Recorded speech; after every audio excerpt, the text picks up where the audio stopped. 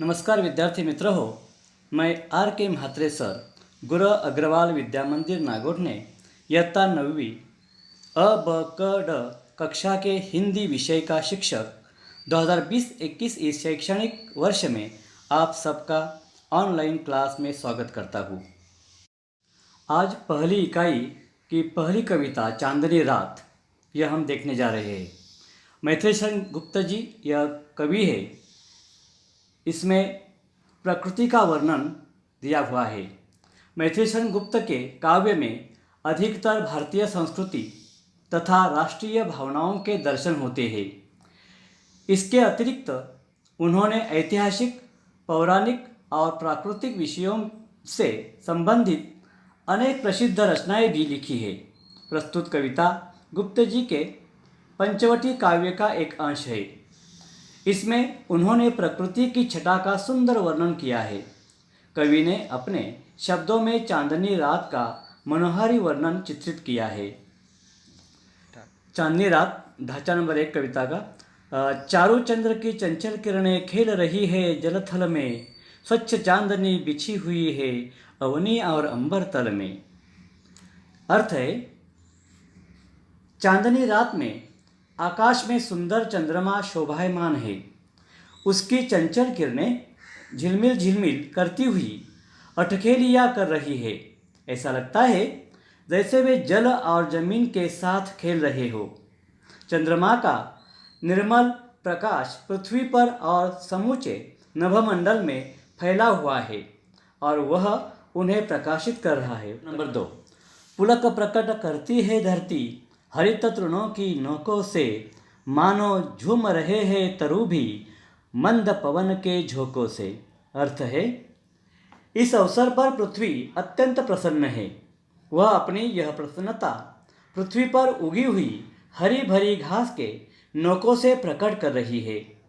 मंद मंद हवा के झोंकों से पेड़ पौधे भी झूम रहे हैं और ऐसा लगता है जैसे वे भी अपनी खुशी प्रकट कर रहे हैं। नंबर 3, क्या ही चंचल चांदनी है यह, है क्या ही निस्तब्ध निशा, है स्वच्छंद सुमंद गंध वह, निरानंद है कौन दिशा।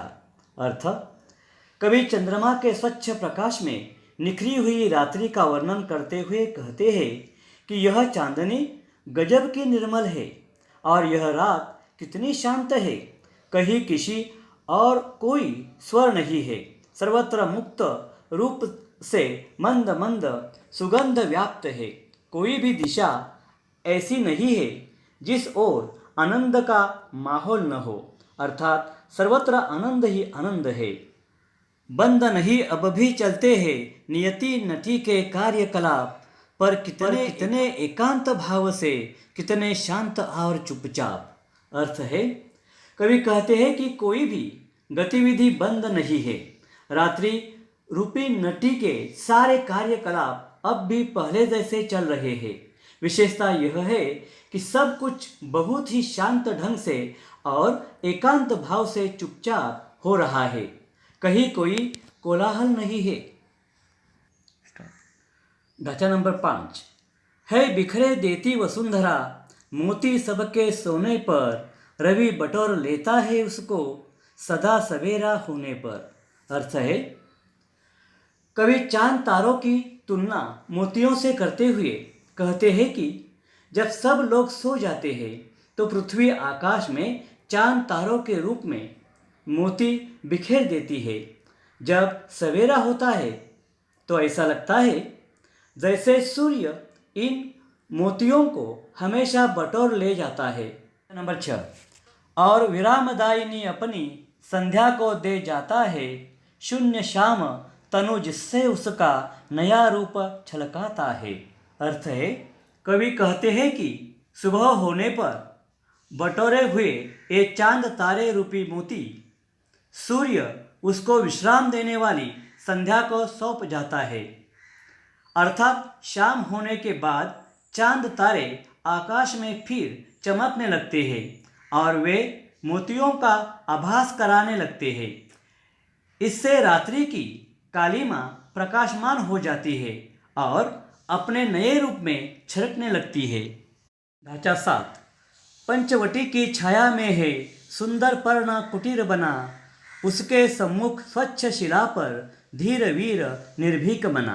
अर्थ है, कवि पंचवटी का वर्णन करते हुए कहते हैं कि पंचवटी वट के 5 वृक्षों की छाया में घास फूस और पत्तों के छप्पर वाली एक सुंदर झोपड़ी बनी हुई है।